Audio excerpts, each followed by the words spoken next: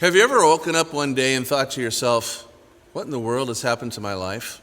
There was a time when I was excited. There was a time when I was fired up. There was a time when I had dreams, hopes, goals. And now, all of a sudden, what's happened?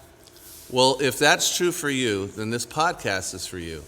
It's for those who actually have the audacity to believe that life isn't supposed to be just routine, that life actually is supposed to have meaning, that the time that you're going to spend on this earth is actually supposed to have extreme significance. Welcome to episode 1 of the Audacious Faith Podcast.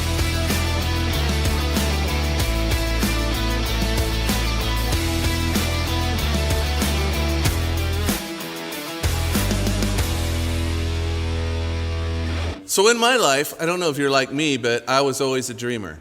I thought to myself when I was younger, I thought there's nothing that I couldn't do. I had a vision that was in my life to just really impact a lot of people, and I felt very much so that I would do that. I wasn't sure exactly how, but I had great energy. I was looking forward to it. I didn't think there was anything I couldn't do.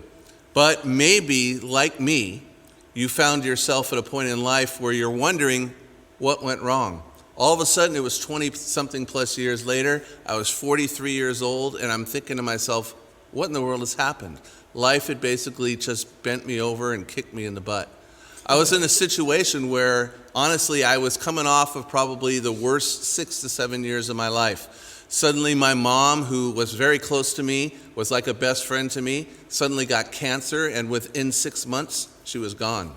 About a year and a half later, my mother-in-law, who was like a second mom to me, she just dropped to the floor one night in our home unexpectedly, and within 30 minutes, she was gone.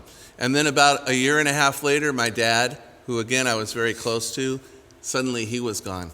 So many of these people in my life that it meant so much, suddenly were gone.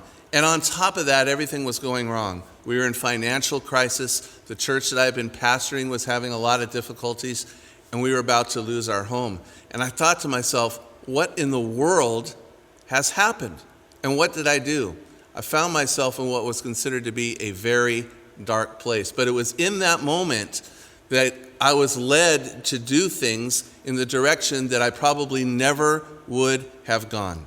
Now, I'm sharing this story with you today because I can't help but think that there's somebody out there listening right now who finds himself in probably not the exact same situation, but you're also wondering, this is not the way things were planned, and you have no idea what's going on, and things seem to be spinning out of control. But I'm here to tell you that there's hope, and I'm here to tell you that there's a direction, and I'm hoping that this is going to be something that's going to be very beneficial and a blessing to you. Now, as we start out today, I'm very excited in podcast episode number 1 to have a very special guest with me, someone that I actually know extremely well. In fact, I will tell you that of all the guests I ever end up having, this may be the only one that I'm going to say I actually changed his diapers. He's my son, Jay Gauthier Jr. He's very well known as far as some of the things that he's been doing in life. And again, not expected, but he's a business owner. He leads a large business team in the financial world. That's one of the fastest growing teams in the United States. Helps a lot of people, very much in demand as far as speaking, training, you name it. And he has some similar stories. So Jay, thanks so much for joining me today. No one else that I would rather do this with, quite honestly. So let's go ahead and talk about it a little bit. And today our subject is destiny. And a lot of people use that word destiny, right? And they wonder exactly what it is. And I looked it up in the dictionary. It's a predetermined course of events considered as something beyond just the human power that we would put together. All right? Now, you may be listening to this and say, you know what, I'm not a religious person. And I want to tell you, neither am I, and neither is he. We're actually talking more about a relationship. If you don't consider, religion or relationship with God to be something big, that's okay. You're still going to learn something anyways, and we definitely invite you to hear some of the things that we have to say, because I think you're going to be very inspired as we go along. So let's talk about destiny for a little bit, because I can tell you that where I am in life right now, and I know that where you are in life, was not our original plan. Right. Am I correct? We think about helping people the way we do, And that was not your plan at all. So when you were a kid, I mean, what is it that you were thinking? What were you going to do when you got older? I mean, I initially wanted to be an attorney, and then I realized I did not like school. And so I kind of struggled trying to figure out what I wanted to do because, the attorney thing of negotiating, being able to go in a courtroom and present a case, and, that was stuff that really, that was stuff that intrigued me. And debate and things like that was stuff that, it seemed like fun. The problem was I looked at that and I looked at what was required in that, which was the amount of school and college and taking an LSAT and going to law school. And it just, it seemed like too much for me because those weren't things that I really wanted to do. So honestly, I was trying to figure it out, and I landed on becoming a firefighter because I had a good friend of mine that was a firefighter. And, firemen are respected, and firemen are, it's a good career. It's every high school boy's dream career. And so, I said, well, I could go to medic school and work on an ambulance and do these things. That's not going to require a lot of time. And found UCLA had a 3-week program. And I said, 3 weeks I could commit to. And I went that route. And that's what I thought I was going to do forever. And then, things change, but initially that was the goal. And, it was a good learning experience, but, thankfully, I say now thankfully, that God's plan was different than that. And, that didn't last very long. So it's interesting what you bring up because you're saying that things change. And I think the question we got to ask ourselves is, why do things change? Is it just random? Is it just by chance that they changed? Or is there some type of destiny? Is there something that maybe is desired from beforehand that we're supposed to do? And it's just not known to us. I mean, there's a lot of things in your life. And by the way, when you mentioned that, you didn't really like school, I would say that's probably an understatement. I can attest to the fact that I knew every principal's name. And you know what? It's a good thing in many ways, because the reason that I think you didn't like school was the one thing you always had a problem with is just accepting the status quo when it didn't make sense and there wasn't a good reason why. Would you agree? Yeah, and I don't know. I mean, I always feel, even to this day, like the majority of people are doing things very conventionally. And there's a conventional way of doing things, but I feel like most people do things in a very slow, traditional, by the book, way.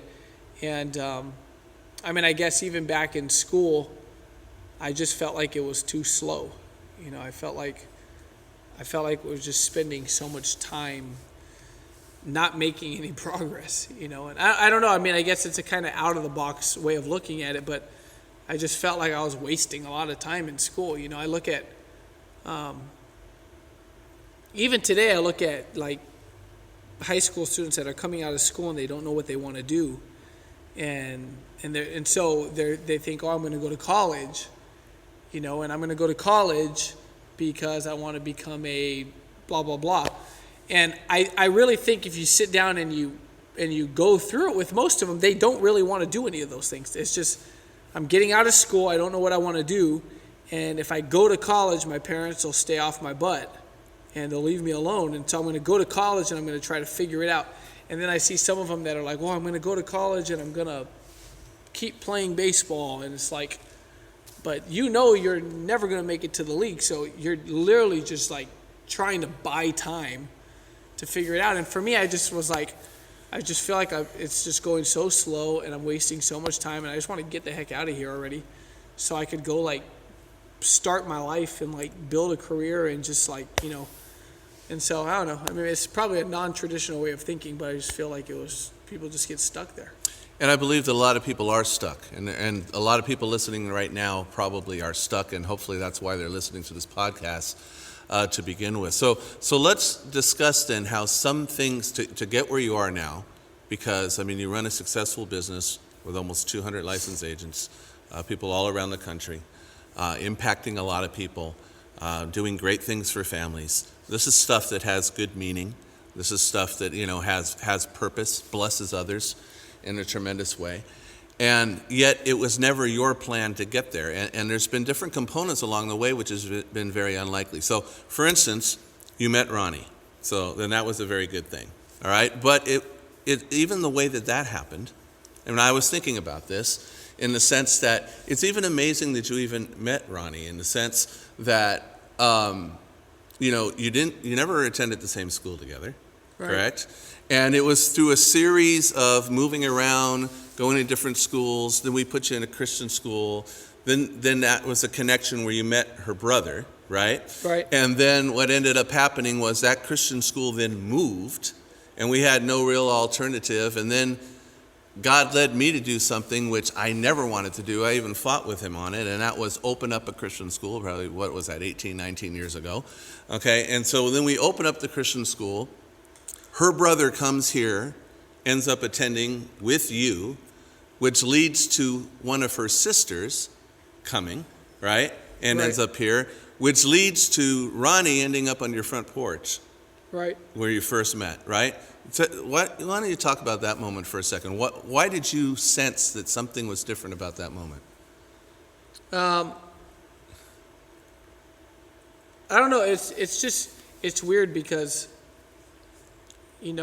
John, my brother, your other son, mm-hmm. was dating Ronnie's sister, and then my best friend at the time was dating the sister's twin sister, and so I don't know. I just feel like there are too many things that happened to, it's one of those things where you just know something's supposed to be that way. It's not possible for things to continue to happen over and over and over and over again. For things to line up, and the funny thing is that, Ronnie was almost 4 years older than me, right? And and she was I think she was a junior in college.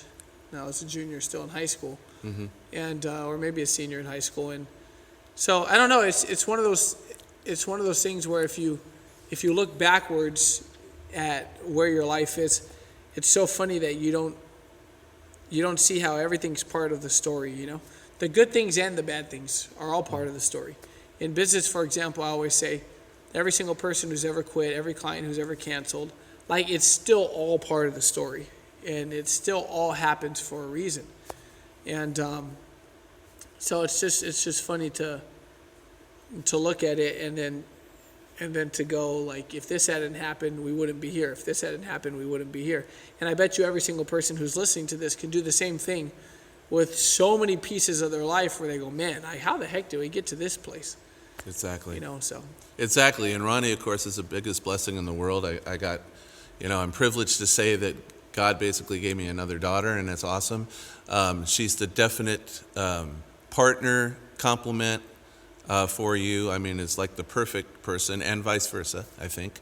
And so that, God obviously knew what he was doing, okay? And right. then we go along with that. But again, all the unlikely scenarios which set that up to begin with. So then you mentioned that you're going into the fire department.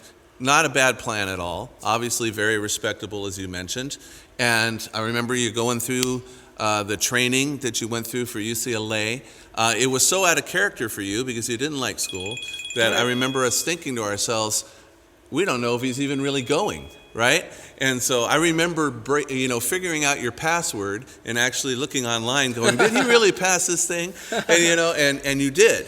You end up going into the fire academy with Cal Fire, which is pretty awesome. And this is where I think a lot of people get caught in life because right. you go through this and then you end up in a situation where you go through the whole effort of getting through the fire academy and all this kind of thing happens, and then there are no jobs because of budget cuts. Right. Right? And so a lot of people would say, no, you're not going to get redirected. I didn't go to the fire academy for no reason, just like I didn't take 4, 6, 8 years of college for no reason, right? Which is true. So I've got to now do this, and they get locked into something, but everything still has its part. It didn't seem to be the plan that you were supposed to be in the fire department for any length of time, and yet it still was an important part of who you are today. Would you agree? Right. Well, the reason it is because two things. Number one, going to UCLA, going through medic school and all that stuff, really showed me what I didn't want. And I think that was one of the biggest things is I realized that's not something I want to do forever. I looked at my captain and I said, if I stay here for 20 or 30 years, that's my future. That's going to be me. And I looked at my captain and I looked at their lifestyle, and I looked at how much time they spent at work and how good of shape they were in and how healthy they were and their family. And I just said, man, that's just not what I want. But at the time I didn't have another option. And so, I was there.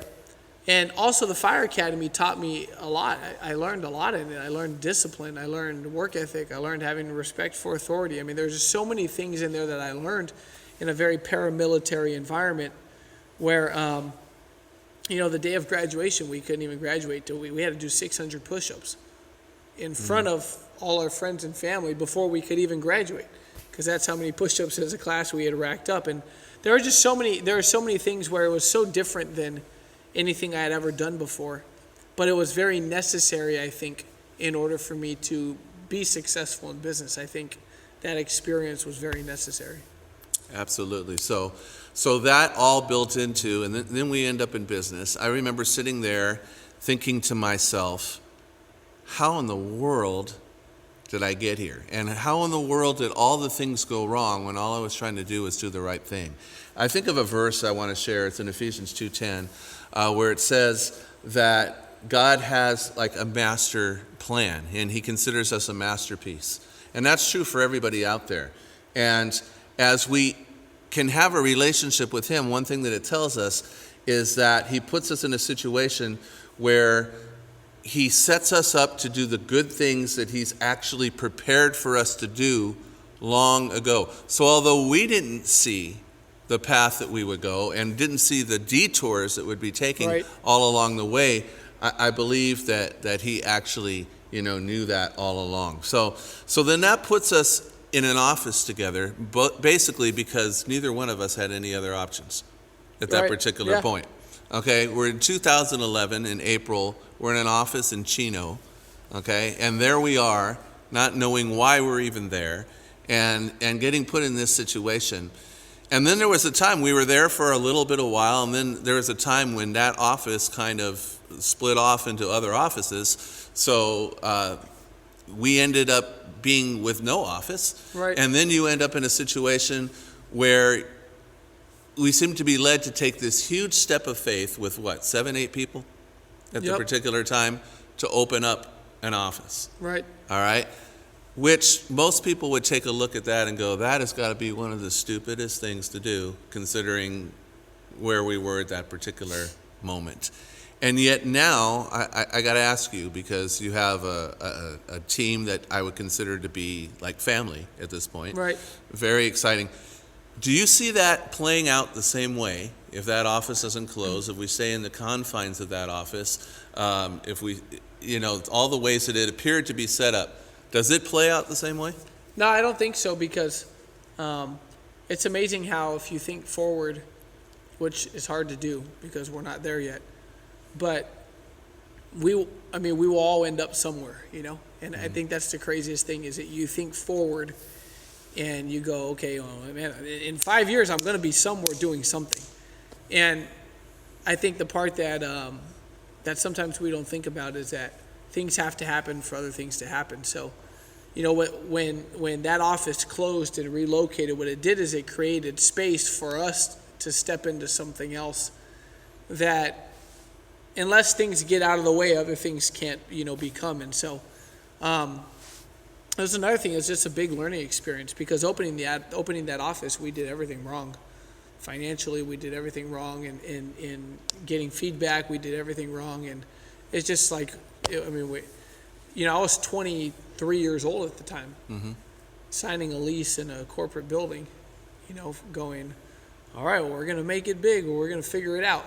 And I think a lot of times when things happen, they put us in a position for us to grow to another level, but we have to be willing to, really take that step. So you're hitting on it right there, and that's what I talk about, because there's a lot of people out there right now that really have a sense that they probably feel they're supposed to do something big, something important, but then that fear comes in. There's that fear of the unknown. People want certainty, correct? And they want to know, hey, I know that this is going to work out, but sometimes you got to take that leap of faith. In fact, a lot of times the biggest things that are going to happen require that big leap of faith. I think that's where people get stuck. They play it safe. They don't want to experience that pain. And I think this is where destiny comes in, because if you really believe that there is a God-given purpose for you and what you're supposed to do, then you have that feeling that God's got your back, that he's moving things, that right. He's doing things behind the scenes. When it's all up to you, then obviously it can be scary. But, we can look back now and see so many pieces of the puzzle that he put together in an unexpected way, and obviously he's going to continue to do that in the future. So another verse that I want to bring up here, which is probably my favorite verse in the Bible, it's life verse, it's in Ephesians 3:20. And it's the verse that says, to him that is able to do exceedingly abundantly above anything that you could ask or think. Okay, so I think of that verse, and what amazes me is, sometimes we'll have an idea. In fact, I had one just the other day, and I texted you, right? And I said, do you think I'm crazy? Right. Now, I texted that to you partially because I was hopeful, knowing you, because if anyone should understand, that you would text me back saying, no, I don't think you're crazy, all right, which is what you did. I had already had someone else tell me, not quite in those words, but I could tell by the expression, you're crazy. And I'm thinking to myself, well, they said that in 2011 as well, and they said that at other times. So I may be crazy, that's true, but I believe in this destiny. I believe in when God puts an opportunity in front for each one of you out there too that needs to take some huge, ridiculous step. Okay, I believe that that's required at times to get into that particular place. So in other words, any crazy idea that you could think about, according to this verse, is well within the power of something that God could make happen. Yeah, it's all the things that people have done. This is, if you're listening to this and you're trying to figure out what you could do, just know that everything that anyone's ever done for the first time that no one else had seen done, everyone thought it was crazy. Yeah, every idea is crazy until someone does it. And then when someone does it, it becomes normal. Then it becomes cool. And then it becomes a trend. And then someone buys into the trend, but you're too late already. And so that's why every fitness trainer on Instagram, it's like, dude, there's 10 million of them already. Right. Every real estate, influencer on Instagram, there's 10 million of them. Every person on social media right now who's trying to blow up their Instagram and become famous and become big, but you're so far behind because so many people did it already. And so the point in saying that is that when you have something you want to do, like the Bible says, there's nothing new under the sun, because everything's been thought of. Mm-hmm. It's just a matter of, are you going to do it or are you not going to do it? And just, really going after something and doing it, and you don't have to have support. Everyone doesn't have to agree. Everyone doesn't have to think it's a good idea, because it's not their idea, it's your idea. And so when you dive into something, if we've gotten anywhere in life, it's because we really have never really done what other people told us to do, all the way back to childhood, and then now even in adulthood. The normal status quo way of doing things gets you a normal status quo life. And most of the time when someone has a big idea or they got a dream, it's not a normal thing. But I think most people don't, I think most people don't do anything about those ideas. They just stay as ideas. Exactly. And as you're bringing that up, I didn't plan to bring this up, but I thought of a quote that I actually heard last week when I was watching someone online, someone that you should probably watch. I really appreciate his message, by the name of Trent Shelton. You know Trent Shelton, right? You've seen him on there. And he made a statement which was really profound, and it just struck me when he said it. He goes, "Why do you expect other people to see the vision that God gave specifically to you? Right. Why are you confused when others don't see it? Because he gave it to you, and you got to trust the fact that he gave it to you. So it doesn't matter what other people say. Right. If it's morally correct and it's not illegal and all those type of things, he gave it to you in your mind for a reason, and you need to quit doubting and you need to move forward in some steps of faith to actually do that. So that's where it comes into something I want to talk about here, is a business practice that you hear about a lot today. And I'm not saying it's wrong, but I think there's a different spin on it. We've talked about it before, and it's called manifesting. How is it that you understand manifesting? I mean, I think manifesting has a couple different definitions depending who you're talking to. You know, one person tells you, you know, what you think just pops into the air, and then there it is, you know. I don't know. I mean, I don't think any of it's wrong. The way I think of manifesting is really just the fact that what you focus on is what you get. And I think it's for a couple different reasons. Number one, what I start to think about, it's if you've ever thought about someone and then they texted you, like, and you go, dang, I was just thinking about him. You know, I'm so aware of the fact that I believe thoughts become things, because, you know, I believe that the universe listens to you. You know, I think that, you know, I believe that there is a spiritual world in the world. And I think that the spiritual world listens to you, you know, both for good and for bad. And I also believe that what you pay attention to expands. You know, if you find someone who's struggling with happiness or joy, or they're miserable, they're just depressed, they're sad, they walk around talking about how sad they are. They walk around talking about how depressed they are. They walk around talking about how miserable they are. And every single thing in the world that has ears, those that you can see and also those that you can't see, all know that you're miserable and sad because you keep saying it, you know. Sure. And you go, man, could it possibly get worse? It's a dangerous question to ask, because there are things in the world that have ears that hear that. Right. You know, sure, it could get worse. You don't think so? Here, take a look. You know, and so at the same time, I think that it works for good too. And I think that what you put out in the world comes back. And I think the more that you give, the more that you get. And I think that there's the law of reciprocity, which is that the more you give, the more that is given to you. And the Bible says the more that you give, the more that you get, you know, in its own words. And so I think that it works on the good end, and I think it works on the bad end. But I think the biggest thing when it comes to manifesting is really just the fact that, you know, God answers prayers. He doesn't always answer them the way that you want them answered, but he answers them. And I think that, you know, the Bible says to guard your thoughts. And I think it's talking about that. You know, that's one of the biggest reasons it's talking about that, is because what you focus on, you know, seems to always pop up in reality.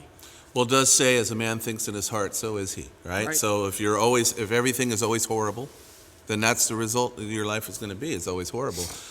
You may go through the same things, but the perspective on how you're looking at it and how you're viewing it, and through the lens of, you know, why it might be happening, often is different. I also think that part of the reason manifesting is seen as being so powerful is because we, in our own thoughts, look for reasons to validate what we believe. And so I think that if I believe that life sucks, my subconscious mind is going to find reasons to affirm what I believe. Sure. You know, and so before I know it, I'm manifesting. But what I'm really doing is I'm finding things to solidify and reinforce the way that I look at life. Okay. Just like in the same way, I think that if you go, man, life is freaking awesome, and I'm killing it, and I'm just, man, everything I touch turns to gold, and man, I'm freaking loving this. Like, I think our brain also looks for reasons, because the mind doesn't know what's true and what's not true. Right. You know, and so the mind believes whatever you tell it, whether it's real or not. Mm-hmm. And so I think the brain also looks for reasons to solidify. If I'm a person that does not struggle with self-esteem, then I think my mind is always looking for reasons to reinforce, like, yeah, dude, you're freaking bad. Yeah, you're the best at what you do. You know, and you find wins because they reinforce what you already think. True. So mindset is very important. And then going in with this manifesting, and you're saying that things come into our head. So, and you threw out a term, which I hear a lot. So I hear it explained. You throw things out into the universe hears you, and then the universe brings it to you. I would like to take it a step further, and I would like to say, through my belief, who is it that created the universe? Right. So I don't think it's actually the universe that actually answers those prayers or those requests or whatever is thrown out there. I think it's the one that actually made it. And I think, like you said, thoughts can go in different directions, and sometimes those thoughts are wrong. But also a lot of the good thoughts, the ideas, the dreams, the visions, the different things that come in there, I believe that that's part of that destiny concept. That's part of like, this is what I had for you. And it gets revealed to us, over a period of time. And then knowing what it says in Ephesians 3:20 about how God can do all those things, as crazy as it seems. I mean, just think about how he even changed our life around as far as, and is continuing to do that. Right. In many particular ways. And I think that's where faith comes in. So you look at the definition of faith, like in Hebrews chapter 11, it says, faith is the substance of things hoped for. And this is where this manifesting idea kind of comes in from, right? The evidence of things yet not seen. But it is seen. Right. In our head. It's seen there. It's that vision, it's those dreams. It's put there, even though it's not what people would consider to be present, current reality. Right. Right? Things that seem impossible. So there's people out there right now that, there's things in their head. They're thinking, I'm supposed to do this, but they see all the obstacles, all the reasons why it will never happen. And so I think they get, like you said, they get stuck. And they just don't go any further. Would you say, here's a question that people debate on, and I'll hold my comment and my belief until I hear your answer. Would you say that something could be destiny but still not reached? Yeah, I think so, because just because it's supposed to happen doesn't mean that it will. I think what people accomplish and what people could have accomplished are not the same thing. And I think what gets done, I think that's where, that word that every kid hates, which is potential. But I think the potential or capacity, is so important. Like, capacity for a person is in my current capability, am I maximizing what I could do? And in order to do something bigger, you have to increase your capacity. So a lot of times you have to increase your ability to lead, or your mental toughness, or how much crap can I possibly deal with. And the amount of crap I could deal with, stretches my capacity. If your cup's only this big, you could only do this much, And so I think capacity and destiny are a big deal, because I think destiny is you at your best. I think that's what destiny is. It's you playing at your best. If I played at my absolute best and reached the best version of me possible, like, what would I have gotten done? I think that's what destiny is. I think most people don't fulfill their destiny, because I think most people don't maximize at all what they're actually capable of. Well, I would agree with you 100%. And that's where it comes in, because there are people that believe that a pre-done destiny is like, this is a force, it's going to happen no matter what you choose, no matter what decisions you make. I don't see that. I see that, like what you were saying, that I believe that potential's there, that God desired that, but there's a lot of people that never have the faith, the guts, the trusting to actually step into it and do it. One of the things, a lot of people in leadership today are teaching about, Ed Millett, for instance, who has trained you. You spent time with Ed Millett. I know Tony Robbins is also mentioning it. Dean Graziosi, they're also mentioning it. I don't know who got it from who, but they're talking a lot about becoming the best version of yourself. And, reaching that person, and hopefully that when you get, to heaven someday, which hopefully we're going, hopefully we have that assurance and relationship, that you're going to see that, the person that you were supposed to become, the potential you were supposed to reach, that you actually hit that. Okay? And I think, probably the scariest thing for people that have that in their mind, and hopefully for some of you it gets scared as well, for people that would have that in their mind, is the fact that they would stop short and not end up actually, taking the steps that are necessary to do what's needed to get there, right? So just a couple more things before we wrap up today. What goals, I'm curious, what goals or sense has God put in you? I mean, obviously you've done some things and seen some things happen that you never expected, all right? But you're 32 years old, and Lord willing, there's still a lot more time. Is there any sense of, is it just going to be like this? Or is there more? Is there a calling to something bigger and even more so? I'm just curious.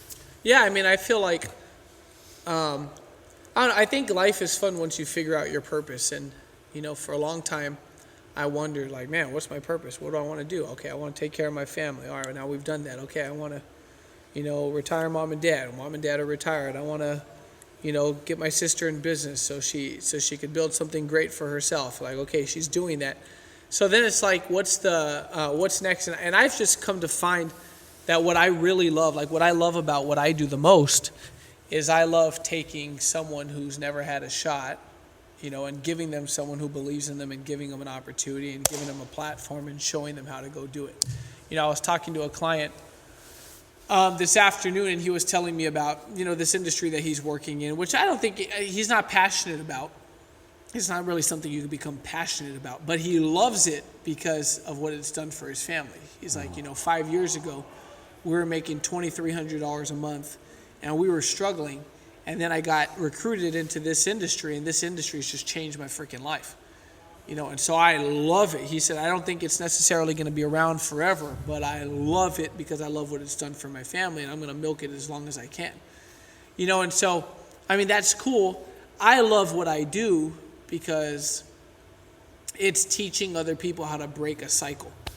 And so for me, I think that, the big goal right now is, I don't know, that's really what I love doing, and I just think being able to do that on such a bigger scale, is really I don't know, to me it's a blast. They say all the time this cheesy quote that if you love what you do, you don't feel like it's work, but I think that's reality, is doing something that you love. And I love it because it's not really anything outside of, I guess, just coaching. Mm-hmm. But you got so many people, like people maybe even listening to this, and people running around the world, and people listening to Tony Robbins and Millett and Dean Graziosi and all these guys, that they're just sitting at home going, gosh, man, I just want to live a good life, and I just don't know how to get there. And I think ultimately, I guess that's where I feel like our purpose is right now, is just in teaching people how to do that. Absolutely. And you touched on something that's very key that a lot of people don't seem to realize when it comes to finding that life. You mentioned how one of the things that excites you the most is being able to take someone else and be that blessing and be of that service to them, to give them a shot, to help them do something that they were never able to do before, to somebody to believe in them. Because a lot of people are looking for that. You're out there right now and you just need someone to believe in you. You need to find, a mentor, somebody in life that God will send your way that'll be that encouragement for you, that's going to be able to step behind you and it's going to be able to help show you the way. It's so very important. And I believe that many of you out there looking for your purpose, your God-given purpose, are going to find that not just in doing things for yourself. You're going to find that in finding a way to serve others. And so, very important. So the last question we're going to look at today, which kind of goes along with what we just did, all right? And that is that to that person that's out there that we don't know who's going to listen to this. Okay, we have no idea. And it could be right now we're going to drop this, online and very, very soon here, and it's hitting. And then it could be, somebody could be watching it even a year or two from the time that we record it. But, someone that's out there that just, they're just asking, what is my life supposed to be all about? And they can't seem to find their way. What is it that you would want them to know? First of all, I watched this movie a while back, and there's a scene in the movie where there's a lady from China who's very, very, very, very wealthy, and her son married an American girl. And one of the funniest, one of the most powerful lines, but it was funny to me because I never thought about it that way. In the movie is when the mom, the Chinese mom, who comes from this billionaire family, she looks at her son's girlfriend and she says, "And what do you want to do, or what do you do for a living?" And the girlfriend answers her and she says, "Oh, I do da da da da." And the mom looks at her and goes, "Wow, that's a very American thing to say." And but the point was that the mom's point was that, and it changed my whole thinking. The mom's point is that you don't have to necessarily go into an industry or go into doing something, because if you're trying to figure out how to get your life to another level, your career has a lot to do with that. I really believe that, because your career is what's going to fire you up in the morning. It's what's going to fuel you. It's your purpose. It's you're getting out there and you're doing something that you love, that you believe in, that there's a cause. You're on a mission. There's a bad guy out there in the world and you're out to fix it, And I guess a lot of people get stuck because they don't know what they love. But the problem is you don't have to love something to start. When I got into finance, I was not passionate about finance. There's a lot of times today that I'm really not passionate about finance. But it's a vehicle. One thing that I've learned in the United States is that hard work and financial success and career success do not always go together. There are a lot of people that work really hard, but they're not in an opportunity or a vehicle that's going to deliver for them what they want. It's not possible. The numbers don't add up. There's not enough horsepower in that industry. Some things are just dead. And no matter how much you love them, they're dead. And once something's dead, you're not bringing it back.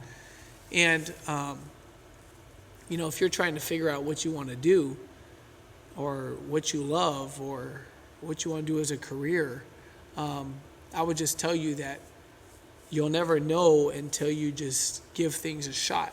And a lot of times there are things outside of your comfort zone that you can fall in love with once you start them, but you may not have an interest in that thing going in. But the most important thing is that you have a mentor, and wherever you're at has the capability, if done correctly, to give you everything you want. So as long as you know what you want, then you go, okay, this is what I want. Does this have the capability to give me what I want? And it's amazing how you could fall in love with something that will give you what you want for your family. Absolutely. So as we end with that today, I just want to say we do appreciate you taking the time to listen to us. Hopefully you learned something. Hopefully you were inspired. I want to end kind of going along with what he said right there. Jeremiah 29:11 does tell us that God does know the plans that he has for us. And they're plans for good. They're plans that would bring happiness, plans that would bring success. We need to look to that. And if you're out here and you're looking for some help, some guidance, when you see the video posted or the podcast, wherever it is, there'll be information on how to contact me. I'd love to go ahead and interact with you. I will read your comments and I will respond. So thank you very much for being here for episode number 1 of the Audacious Faith Podcast. And thank you, Jay, for joining me today. It was an honor. All right. God bless.